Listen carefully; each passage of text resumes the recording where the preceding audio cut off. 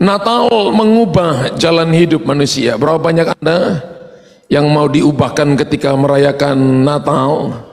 Berapa banyak Anda yang mau mengalami berkat anugerah Tuhan ketika merayakan Natal? Saya lihat Yosnya angkat tangan paling tinggi dari semuanya. Puji Tuhan. Ya, mari kita baca Matius pasal yang kedua, ayat pertama sampai ayatnya yang ke-12. Matius pasal yang kedua ayat pertama sampai ayat yang ke-12. Orang-orang Majus dari timur. Sesudah Yesus dilahirkan di Bethlehem di tanah Yudea pada zaman Raja Herodes, datanglah orang-orang Majus dari timur ke Yerusalem dan bertanya-tanya, di manakah dia raja orang Yahudi yang baru dilahirkan itu? Kami telah melihat bintangnya di timur dan kami datang untuk menyembah dia. Ketika Raja Herodes mendengar hal itu, terkejutlah ia beserta seluruh Yerusalem.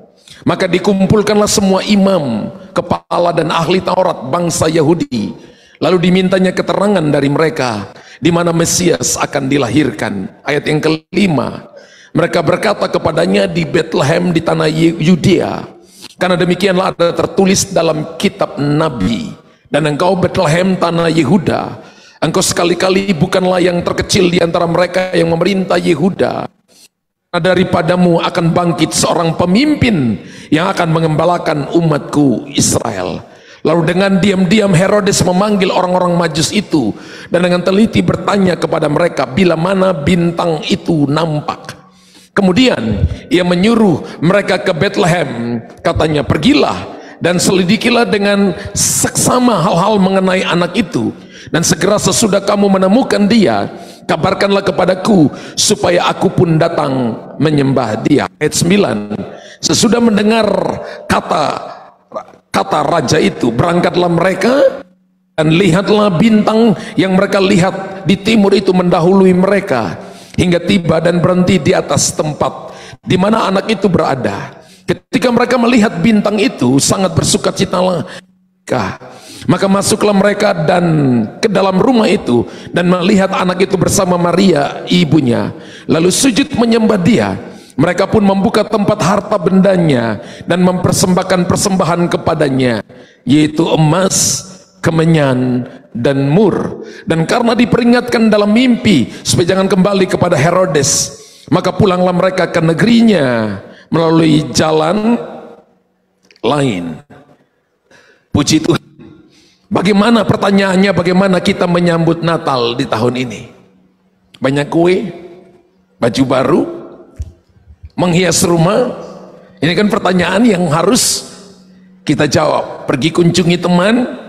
Bagaimana kita menyambut Natal di tahun ini? Coba kasih tahu kiri kanan.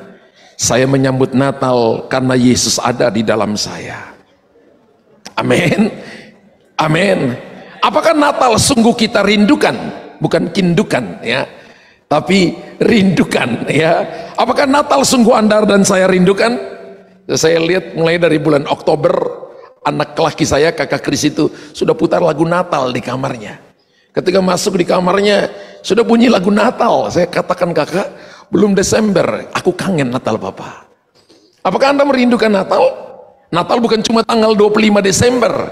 Natal adalah every day, setiap hari Yesus lahir di hati kita. Peringatan tahunan ini merupakan menjadi peringatan tahunan umat Kristen ini. Seharusnya menjadi momen dari momen apa? Momen rutin bagi umat Kristen untuk merefleksikan sikap hidup selama ini dalam pengikutan kita kepada Raja Damai yang dilahirkan itu.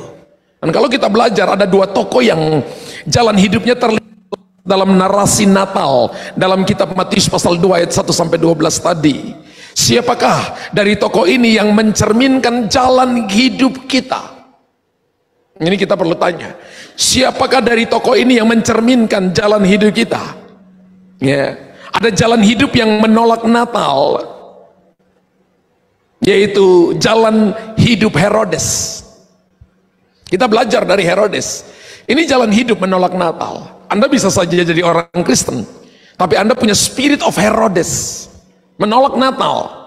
Herodes itu disebutkan dalam perjanjian baru, ada 5 orang Herodes disebutkan di dalam perjanjian baru. Herodes Agung, Herodes Archelaus, Herodes Antipas, Herodes Agrippa I, dan Herodes Agrippa II. Herodes yang diceritakan dalam Matius yang kedua adalah Herodes Agung. Ya, ini adalah Herodes Agung. Ya, lihat, sengaja dikasih gambar di sana. Ini adalah Herodes Agung yang diceritakan dalam Matius pasal 2 ketika Yesus lahir. Yang memerintah itu adalah Herodes Agung. Tentang Herodes Agung, dia dilahirkan pada tahun 73 sebelum Masehi. Ya, 73 sebelum Masehi. Ia seorang pandai dan cakap, mahir dalam taktik perang.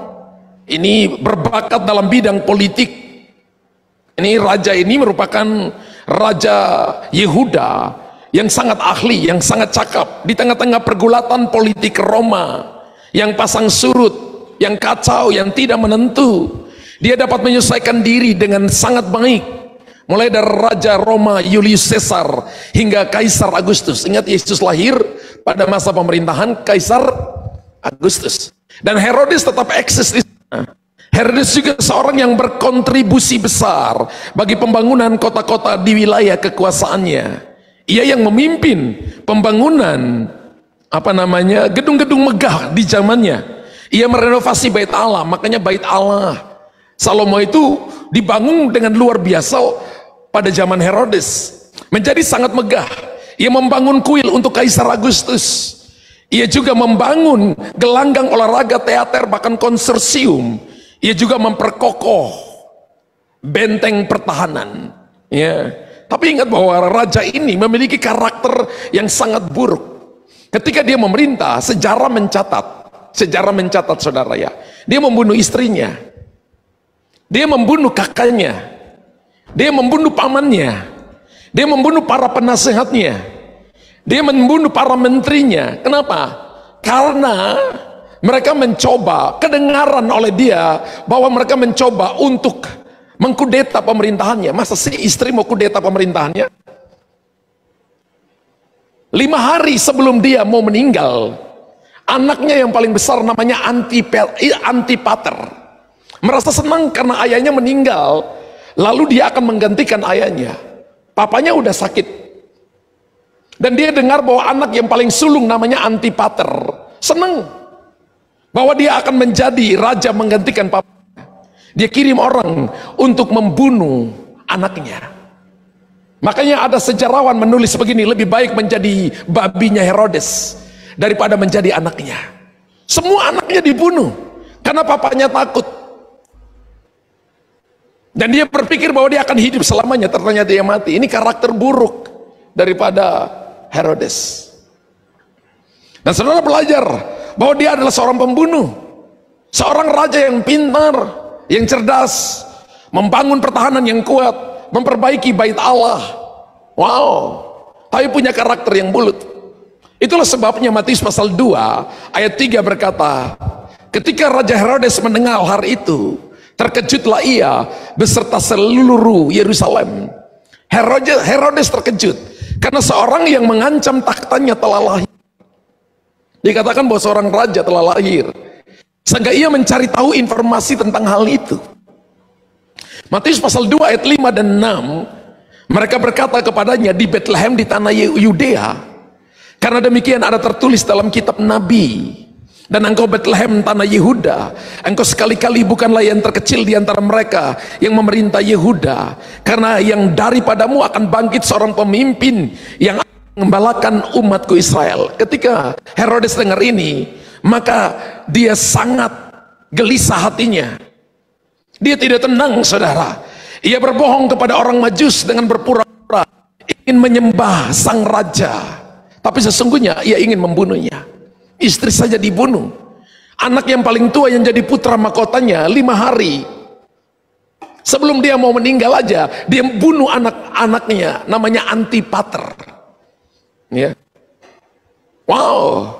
Matius pasal 2 ayat 7 dan 8, dengan teliti, dengan diam-diam Herodes memanggil orang-orang Majus itu, dengan teliti bertanya kepada mereka, bila mana bintang itu nampak. Kemudian dia menyuruh mereka ke Bethlehem, katanya pergilah dan selidikilah dengan saksama hal-hal mengenai anak itu, dan segera sesudah kamu menemukan dia, kabarkan kepadaku supaya aku pun datang menyembah dia. Terbukti ketika rencana jahatnya gagal karena orang Majus tidak kembali. Ketika menyembah Yesus, mereka tidak kembali kepada Herodes karena diperingatkan dalam mimpi oleh Tuhan. Dan karena orang Majus tidak kembali kepadanya, maka Herodes memerintahkan untuk membantai semua bayi di bawah umur 2 tahun. Bayangkan, kenapa? Karena dia rasa bahwa taktanya terancam. Ini karakter buruk daripada Herodes, merasa bahwa kedudukan raja akan diambil oleh orang lain, sehingga cara satu-satunya bukan cuma membunuh keluarganya, tapi membunuh bayi yang 2 tahun ke bawah. Dan pada saat itu Yesus terancam. Maria dan Yusuf membawa Yesus ke Mesir sampai Herodes mati, baru mereka kembali. Ya, Alkitab berkata dalam Matius pasal 2 ayat 12 dan kemudian ayat yang ke-16, dan karena diperingatkan dalam mimpi supaya jangan kembali kepada Herodes, maka pulanglah mereka ke negerinya melalui jalan lain. Ketika Herodes tahu bahwa ia telah diperdayakan oleh orang-orang Majus itu, ia sangat marah. Lalu ia menyuruh membunuh semua anak di Bethlehem dan sekitarnya, yaitu anak-anak yang berumur 2 tahun ke bawah, sesuai dengan waktu yang dapat diketahui dari orang-orang Majus itu. Bapak Ibu perhatikan, Raja Herodes terhadap Natal, ketika kita merayakan Natal, mengingatkan kita bahwa pada dasarnya ada orang yang menolak kehadiran Kristus. Kita tidak punya kerajaan untuk diatur, tetapi kita punya hati dan kehidupan untuk diatur. Amin. Kita tidak punya kerajaan untuk diatur, tetapi kita punya hati dan kehidupan untuk diatur. Siapa yang mengatur hidupmu? Ini pertanyaan. Siapa yang duduk di takhta hatimu? Kalau itu adalah Raja Damai, kalau itu adalah Kristus, saya percaya bahwa kehidupan kita akan menjadi baik di tahun yang akan datang. Amin. Saya percaya masalah, persoalan bukan tantangan, tapi pertanyaannya, siapa yang mengatur hidupmu? Apakah hidup kita diatur oleh uang? Apakah hidup kita diatur oleh apa kata orang? Apakah hidup kita diatur oleh tradisi, oleh kedudukan? Ataukah hidup kita diatur oleh firman Allah, oleh Yesus? Momen Natal ini menjadi sebuah momen bagi kita untuk mengoreksi hidup kita. Apakah apakah saudara telah menyerahkan hidup saya untuk dirajai oleh Yesus dan dipimpin oleh Tuhan? Kalau kita belum menyerahkan hati kita untuk dirajai oleh Yesus, selalu ada problem yang tidak terselesaikan. Bapak Ibu, saya beritahukan bahwa setiap masalah itu ada musimnya, tapi ada masalah yang akan terus berlangsung dalam hidupmu ketika Anda tidak merajai Yesus dalam hidupmu. Ketika Anda merajai Yesus dalam hidupmu, setiap momen itu adalah momen pembelajaran dan tidak melampaui kekuatan kita. Menurut 1 Korintus 10 ayat 13. Tapi kalau kita tidak merajai Yesus dalam hidup kita, maka Anda hidup di dalam problem seumur hidup, bahkan sampai mati, bahkan sampai kekekalan. Tapi hari ini ada berita bahagia. Pakai momen Natal ini menjadi momen evaluasi kehidupan kekristenan kita. Amin. Apakah semangat yang murni atau semangat yang pura-pura? Apakah saya melayani, saya jadi jemaat? Apakah saya jadi orang Kristen ini pure, murni, atau pura-pura? Supaya orang ketahuan bahwa saya Kristen. No, kekristenan itu tidak pura-pura. Ingat, Herodes itu pura-pura. Kasih tahu di mana raja itu lahir supaya aku datang menyembah dia. Tapi Tuhan tahu isi hati seseorang, dan Tuhan intervensi orang Majus itu dalam mimpi. Jangan kembali kepada Herodes. Orang pura-pura selalu punya cara bagaimana untuk menghancurkan orang lain. Orang pura-pura tidak mudah ditebak. Yang bisa tahu isi hati mereka adalah Tuhan. Biarlah momen Natal ini jadi momen evaluasi. kehidupan kita. Masa mau seumur hidup pura-pura? Masa mau seumur hidup sulit ditebak? Jadilah orang Kristen yang mengikuti, yang menjadikan Yesus merajai hidupnya. Saya percaya hidupmu yang sulit akan jadi mudah karena dipimpin oleh Tuhan.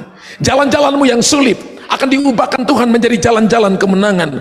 Tuhan sanggup merubah padang gurun menjadi kebun buah-buahan, dan Tuhan sanggup mengubah padang belantara menjadi sumber mata air. Kenapa? Karena Dia Tuhan, karena Dia Raja, karena Dia jalan, karena Dia pemulih, karena Dia Tuhan, dan Dia adalah Tuhan yang berikan kepada kita jalan. Jadi ini momen evaluasi. Amin. Biarlah ini menjadi momen kita mengevaluasi kehidupan kekristenan kita. Apakah semangat yang murni, memiliki semangat yang murni, atau semangat yang pura-pura? Itu hal yang pertama. Jalan hidup untuk menerima Natal yang kedua adalah jalan hidup yang menerima Natal, jalan hidup orang-orang Majus. Kalau tadi adalah jalan hidup yang menolak Natal, ya, atau jalan hidup yang menolak Natal adalah jalan hidup Herodes. Kita menemukan di mana-mana, ya, ada orang yang menolak Natal.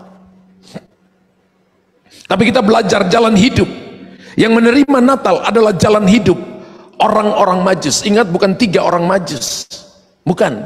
Mereka rombongan besar.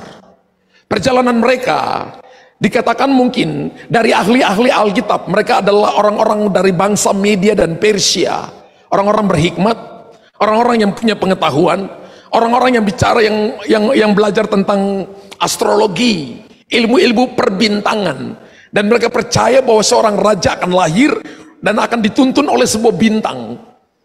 Dan mereka telah mengikuti bintang ini selama 2 tahun. Jadi perjalanannya itu 2 tahun, saudara. Bukan perjalanan yang singkat, ya, bukan perjalanan yang singkat. Jadi ketika Yesus lahir dan mereka berjalan dengan emas, perak, dan kemenyangan, dan kemenyan itu sesuatu yang sangat berharga pada masa itu. Dan orang-orang Majus, ya, mereka adalah orang-orang yang tadi saya jelaskan bahwa mereka orang-orang berhikmat, ya.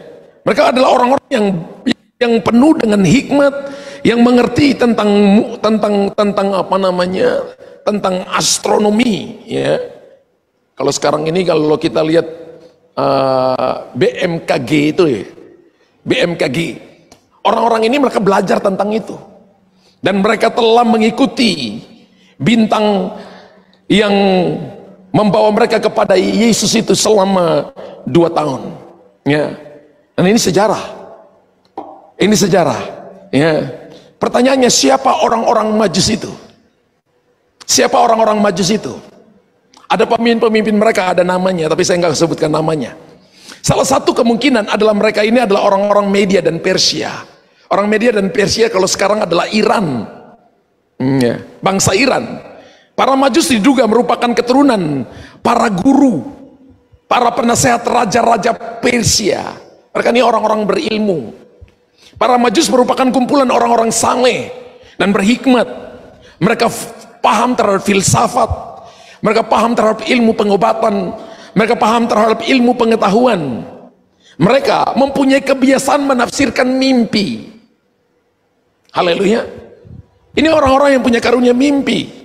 Mereka juga adalah orang-orang yang percaya akan astrologi, ilmu tentang perbintangan, ya, ilmu alam. Mereka percaya bahwa mereka dapat mengetahui masa depan dari bintang-bintang, dan mereka percaya jalan hidup seseorang ditentukan dari bintang apa yang nampak ketika ia lahir. Mereka sangat percaya itu. Dalam kisah yang kita baca, Allah memakai sebuah bintang untuk memimpin mereka sampai kepada raja yang telah dilahirkan itu, yaitu Yesus. Matius pasal yang kedua, ayat yang kedua. Matius pasal 2 ayat yang kedua berkata, dan bertanya-tanya di manakah dia, raja orang Yahudi yang baru dilahirkan itu. Kami telah melihat bintangnya di timur, dan kami datang untuk menyembah dia. Setelah mendengar kata-kata raja itu, berangkatlah mereka. Dan lihat, bintang yang mereka lihat di timur mendahului mereka hingga tiba dan berhenti di atas tempat di mana anak itu berada. Ketika mereka melihat bintang itu, sangat bersukacitalah mereka. Ini bukan perjalanan yang singkat. Hampir 2 tahun tadi saya katakan, mereka berjalan mencari sang raja. Sudah berapa tahun Anda datang berjalan mencari sang raja? Ada kalanya orang datang ibadah minggu aja, alasan capek, sakit. Kalau sakit, ya, ada orang datang katakan bahwa saya nggak punya waktu. Orang Majus, orang-orang Majus mencari bintang itu untuk mencari bayi yang baru lahir itu kurang lebih 2 tahun. Dengan semangat, datang dengan persembahan emas, perak, emas, kemenyan, dan mur. Pada masa itu emas, kemenyan, dan mur sangat berharga, sangat dicari, dan raja-raja sangat suka dengan bahan ini. Matius pasal 2 ayat 2 dan 9 dan 10 tadi mengatakan, melalui mimpi Allah memimpin mereka untuk tidak kembali kepada Herodes yang menipu mereka. Ada Kristen pura-pura yang mau melakukan kepada orang lain untuk kepentingan dirinya, hanya untuk kekuasaan dirinya. Tapi Tuhan itu tahu isi hati seseorang dan mengintervensi isi hati seseorang. Saudara tahu bahwa mimpi, penglihatan, dan nubuatan itu adalah elemen yang Tuhan pakai dalam perjanjian baru, bahkan dalam perjanjian lama, untuk menjungkir balikan raja-raja, untuk menjungkir balikan kerajaan-kerajaan. Babel dijungkir balikan oleh penglihatan, oleh mimpi yang Tuhan berikan kepada Daniel. Bayangkan, rajanya mimpi dan rajanya berkata begini kepada panggil para ahli-ahli nujum dan berkata, tadi malam gua mimpi, tolong cerita mimpiku. Kan bukan ini raja gila, nggak cerita mimpinya, tapi cerita begini, tadi malam gua mimpi, sekarang aku panggil kamu, tolong cerita apa yang aku mimpi tadi malam. Kan raja gila. Dan mereka berkata begini, selama ada kerajaan tidak ada pernah raja yang meminta sedemikian kepada para ahli bijaksana. Dan rajanya ngotot lagi, kamu ulur-ulur waktu, aku kasih waktu, kalau tidak aku bantai kalian semua. Bayangkan, Daniel juga akan dibantai. Lalu apa yang Daniel lakukan? Dia datang ambil waktu, doa dan berpuasa, dan berdoa kepada Tuhan. Dan dalam sebuah penglihatan malam, Tuhan menunjukkan kepada Daniel apa yang raja ini mimpi. Ingat, mimpi dan penglihatan, nubuatan menjungkir balikan kerajaan-kerajaan yang hebat dan perkasa, bukan dengan panah, bukan dengan senjata, bukan dengan senjata pelontar, bukan dengan tentara yang kuat, tapi melalui penglihatan.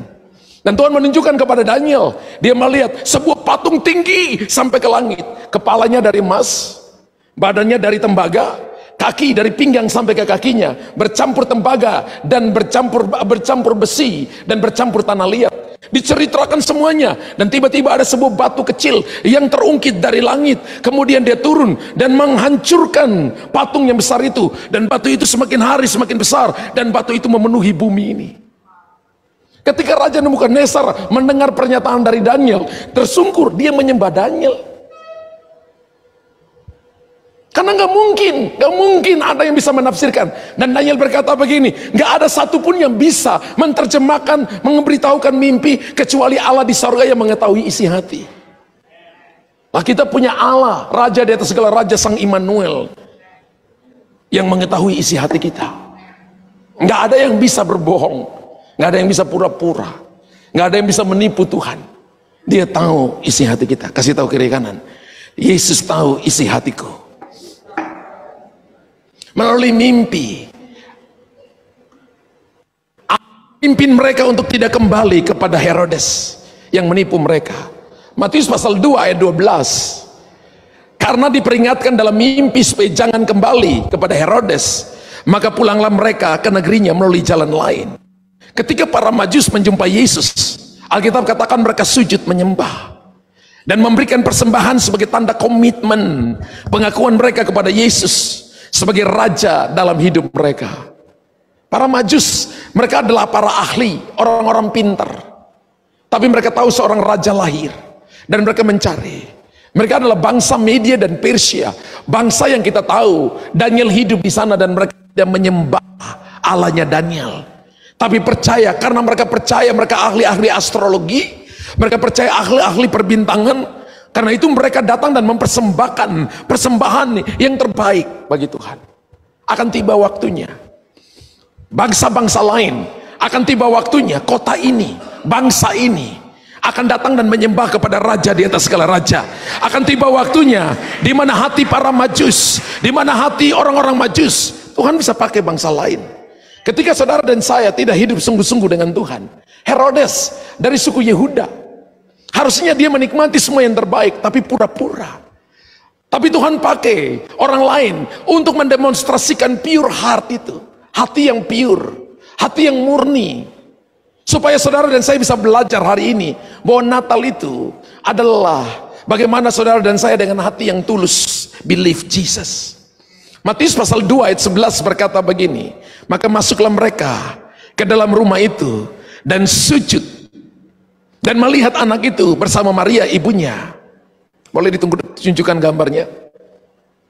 Mereka pun membuka tempat harta bendanya dan mempersembahkan persembahan kepadanya, yaitu emas, kemenyan, dan mur. Saudara tahu bahwa ini bukan istana, ini kandang binatang. Ada di sini yang mau punya anaknya lahir di kandang binatang? 2 anak saya lahir di rumah sakit, bukan juga di kandang binatang. Bisa bayangkan sang raja di atas segala raja lahir di kandang binatang. Tujuannya apa? Supaya semua strata manusia bisa datang ketemu dia. Bayangkan kalau Yesus lahir di kerajaan, hanya orang tertentu saja, hanya para birokrasi, hanya para jenderal, hanya para panglima, hanya para presiden, hanya raja-raja, hanya para pembesar yang bisa ketemu dengan Yesus. Tapi ketika dia lahir di kandang binatang, dia merendahkan diri serendah-rendahnya supaya saudara dan saya bisa ketemu dengan dia. Natal adalah sebuah perjumpaan pribadi dengan Tuhan. Natal bukan cuma sebuah celebrate, bukan cuma pesta, tapi Natal adalah tentang penyembahan di hadapan Tuhan. Kalau saudara dan saya merayakan Natal dan Anda tidak menyembah Tuhan, Anda tidak merayakan Natal, belum merayakan Natal. Natal adalah sebuah persembahan di hadapan Tuhan. Natal bukan cuma sebuah persembahan, tapi Natal adalah sebuah sacrifice, korban di hadapan Tuhan. Kalau tidak ada korban, maka tidak ada kemuliaan. No sacrifice, no glory. Tidak ada persembahan, tidak ada korban, tidak ada kemuliaan. Dan orang-orang Majus 2 tahun bukan waktu yang singkat, membawa korban persembahan begitu banyak, korban di hati mereka. Mereka bisa pakai untuk diri mereka, tapi mereka mau datang kepada seorang raja. Saudara tahu bahwa Yesus lakukan segala cara hanya untuk mendapatkan hati kita. Kalau kita ini masih sedikit, masih di luar sana masih ada banyak orang yang butuh Yesus. Bagaimana saudara? Apakah ada korban waktu? Apakah ada kesempatan untuk memberitakan Injil kepada mereka? Apakah ada waktu untuk mendoakan mereka? Respons para menyadarkan kita bagaimana seharusnya kita berespons terhadap Natal. Setiap hari Natal, Bapak Ibu harus punya respons yang benar. Kehidupan para Majus menantang kita untuk terus-menerus hidup dalam pimpinan Tuhan, taat melakukan kehendak Allah. Kehidupan para Majus mengajak kita untuk datang dan menyembah Yesus dan menjadikan dia raja atas hidup kita.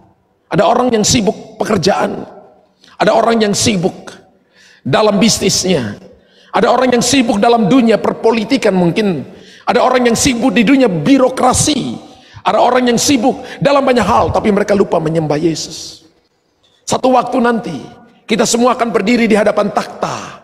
Ada 2 takhta, yang pertama bema dan yang kedua adalah takhta putih. Kalau bema adalah pembagian hadiah di hadapan Tuhan, tapi takhta putih adalah penghukuman. Cuma satu, dilemparkan ke dalam neraka. Dan saudara jangan berharap ada di takhta putih, berharap kita berdiri di hadapan bema hanya Tuhan, takhtanya Tuhan, di mana Tuhan membagikan hadiah kepada kita, memberikan mahkota kepada kita. Lalu kemudian ketika Yesus turun ke bumi, maka kita turun menjadi raja di bumi, memerintah bersama-sama dengan dia di bumi. Mari datang dan menyembah Tuhan. Gereja menjadi tempat untuk kita melatih diri kita untuk datang menyembah Tuhan. Amin. Penyembah bukan mereka yang ada di mimbar. Kita di sini tidak membangun panggung, tapi kita membangun mezbah. Amin. Kita di sini bukan untuk dipuji oleh orang. Kita di sini adalah korban persembahan yang berbau harum di hadapan Tuhan. Dan bukan cuma mereka di depan, tapi saudara yang sebagai jemaat pun kita harus menjadi penyembah. Amin. Penyembah agamawi dan penyembah yang sejati itu penyembah agamawi. Setiap kali selesai main musik, pergi bersembunyi karena dia pikir dia sudah melayani Tuhan. Bukan. Anda baru main musik. Anda harus menyembah dengan hati. Penyembah agamawi itu akan membunuh Yesus. Ingat, yang membunuh Yesus itu adalah orang-orang agamawi. Para ahli Taurat, Farisi, para pendeta agamawi, mereka bunuh Yesus.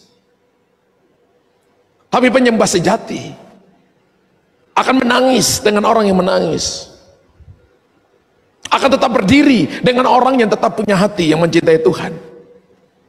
Kehidupan para Majus kita belajar, bukan lagi kita hidup semaunya melawan Allah dan kebenarannya, melainkan mempersembahkan hidup kita kepada Tuhan.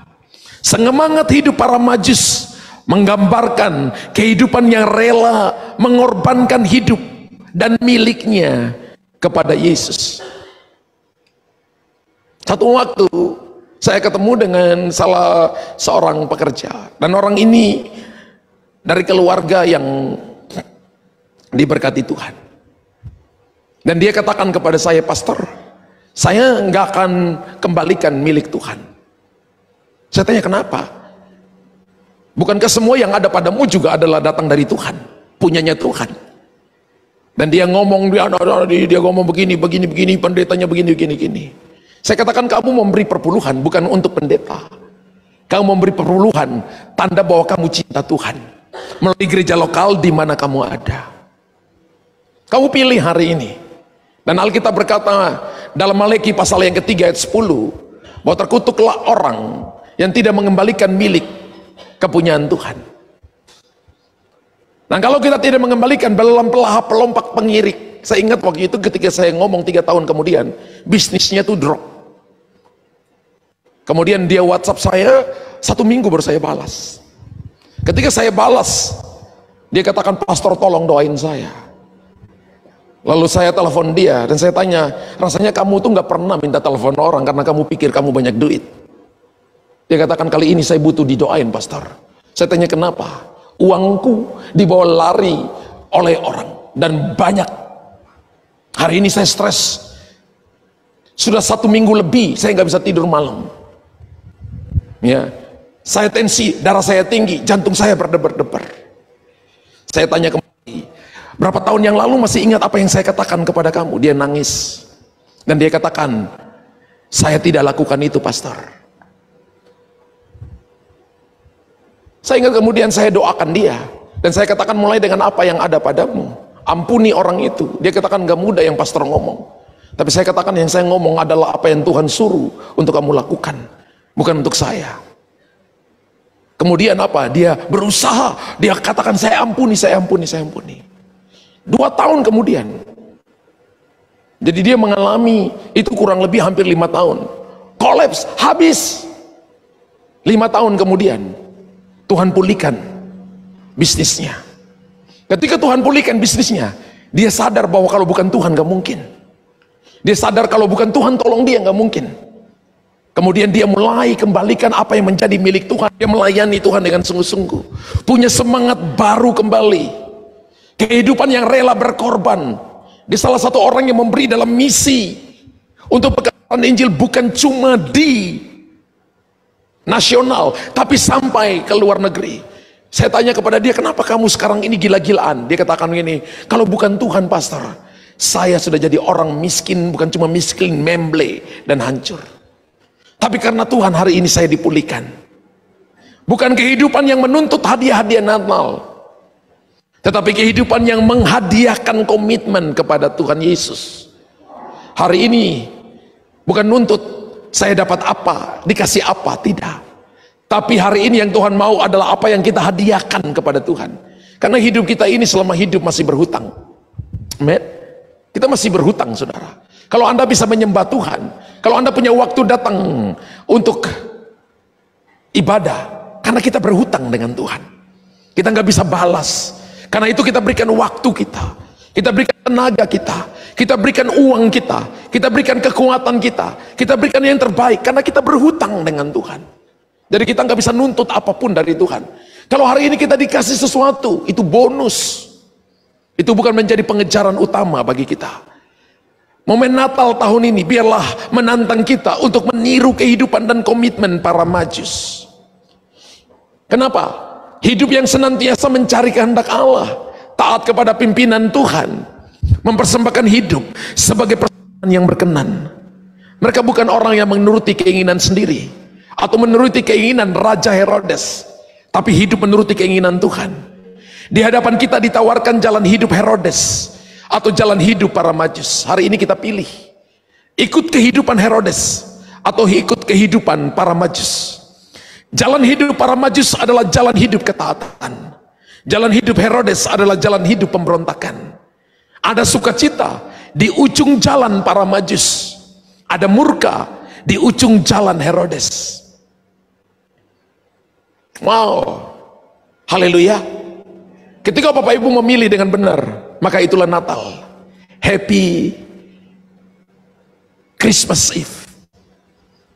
Dan selamat menyongsong nanti tahun baru 1 Januari 2024. Saya doa supaya jemaat ini ada sukacita di ujung jalan para Majus.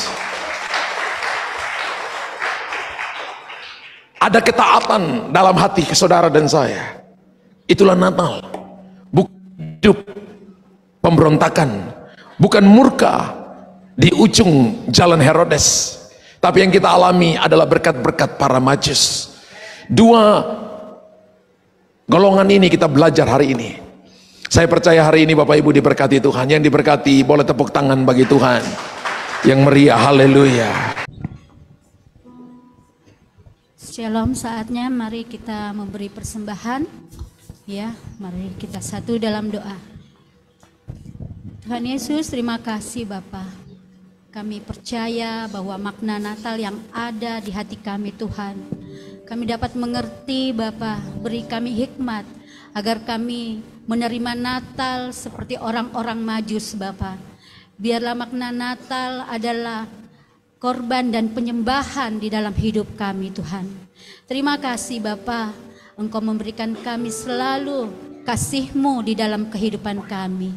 Hamba juga berdoa untuk Bapak Gembala kami, Pastor Luther Dias. Biarlah Engkau Bapa menyertainya. Engkau memberikan hikmat pewahyuan bagi beliau. Memberkati keluarga, memberkati seluruh anak-anaknya Tuhan. Engkau memberkati pelayanannya dimanapun beliau berada. Tutup bungkus dengan perlindungan-Mu Tuhan. Terima kasih Bapa. Dan biarlah kami dapat mengerti kehendak Tuhan dalam hidup kami. Dan pada saat ini kami akan memberi Tuhan. Ajar kami untuk memberi dengan sukacita, dengan penuh kasih Tuhan. Dan kami memberi yang terbaik untuk kemuliaan nama Tuhan. Terpujilah nama-Mu Bapa. Di dalam nama Tuhan Yesus kami berdoa dan mengucap syukur. Haleluya. Amin.